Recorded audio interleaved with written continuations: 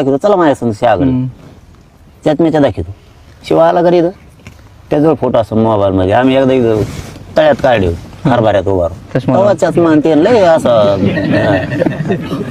दंगा होता चांगला. जसं का एकदा मी याला बी गेलतो राजस्थानला, हा तिकडं पानिपतला, तिथपर्यंत गेलतो आम्ही.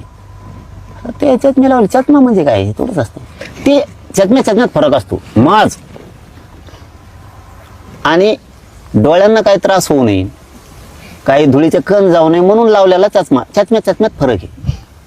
माझाचा चष्मा वेगळा असतो, शायनिंग मारायची ही वेगळाच असतो, आणि चांगल्या दृष्टिकोनातून लावलेला ही वेगळा असतो. आम्ही चांगल्या दृष्टिकोनाचे लावतो. ते काल तुमचा फोटो आला ना, त्याच्यानंतर सगळे बरेच लोक त्याच्या फेसबुकला आपला चष्म्याचा फोटो टाकायला लागले आणि ओपन दिसतो का म्हणायला लागले. ते त्याच्यावरून मग ते कमेंट जर वाचल्या, पण त्यानेच म्हणायचं नाही ना, तू पाहतोय ताकद कोणची, तो हाय कोणाचा पुतण्या, एक दिवस महाराष्ट्र कब्जात धरणारा.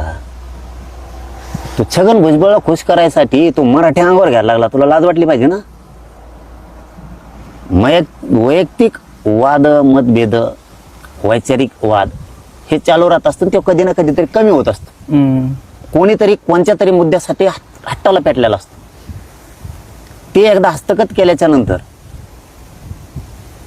माणूस ऑटोमॅटिक आपलं म्हणतो किंवा जाऊ दे रे म्हणतो, झालतं ते.